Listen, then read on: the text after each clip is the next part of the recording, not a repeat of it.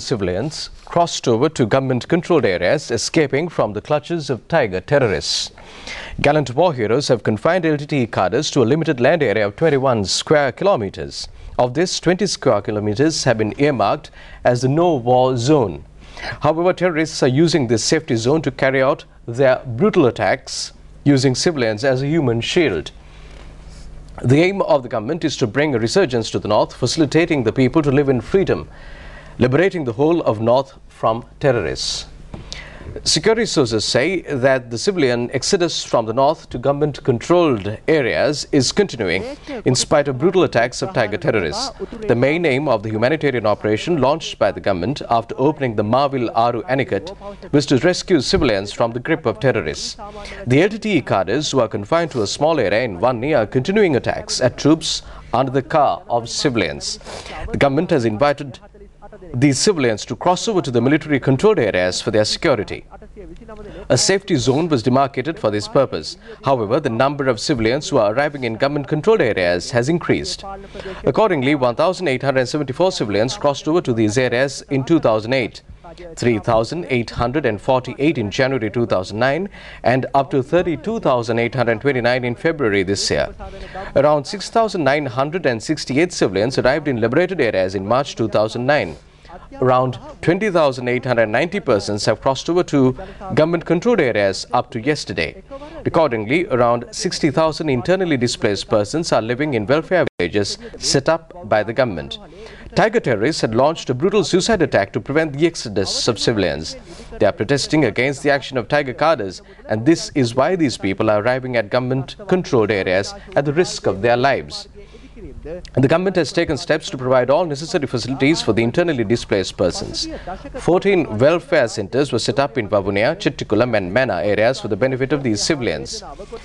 In addition to these basic facilities, action has been taken to provide educational and vocational training facilities for them. 2 war complexes built at a cost of 8.5 million rupees was opened the Vavunia General Hospital to provide residential treatment facilities for around 150 patients at a time. The government is spending over 300 million rupees to build permanent houses for the displaced. The reconstruction work of the Yal-Devi railway line, which was destroyed in terrorist activities, was launched under the patronage of the President recently. The Yal-Devi Utturu-Mithuru project will be able to re-establish brotherhood, coexistence and friendship between the Sinhalese and the Tamils in the north. President Mahinda Rajapaksa calls upon all political parties to work for the betterment of the people, shedding all differences. He says that the LTTE has never protected Tamils, although they claimed themselves as liberators and saviors of Tamils. The President recently said that the LTTE should face security forces releasing civilians if they have a real love for Tamils. Humanitarian operations in the north will be carried out to provide freedom for Tamils. He adds that he always considers this his responsibility, and his responsibility is to fulfill basic needs of all citizens in the country. Minister Vinayagamurthy Muralidharan says that Tiger leader Velipule Prabhakaran should release innocent civilians if he wants to show that he is a true leader who has a love for Tamils. The minister made this observation when he participated in the Chaturangam television program. Minister Vinayagamurthy Muralidharan noted that everyone should condemn the action taken by Prabhakaran and his team to detain Tamil civilians, using them as a human shield to protect the lives of terrorists. The international community will never condone this drastic action, he said. He added that Prabhakaran has no love for Tamil civilians. He is a brutal, timid person who is violating the rights of civilians and harassing them. He emphasized the need to find a lasting solution to problems of Tamils by identifying their issues clearly. President Mahinda Rajapaksa is the only leader who has taken a firm stand on this matter, he said.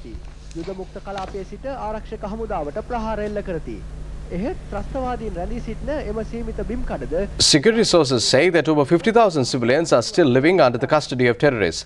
Tiger cadres are adopting various strategies to prevent the civilian exodus. They shoot at civilians as well as small children when they flee to government-controlled areas. They have also laid booby traps and landmines to prevent civilians from crossing over to government-controlled areas. They also continue their attacks at security forces from the no-war zone. However, the security forces are striving to liberate the limited land area controlled by terrorists in Vavunia. The government's only aim is to liberate the north and to create a conducive environment for for the people to live in peace. Sri Lankans working overseas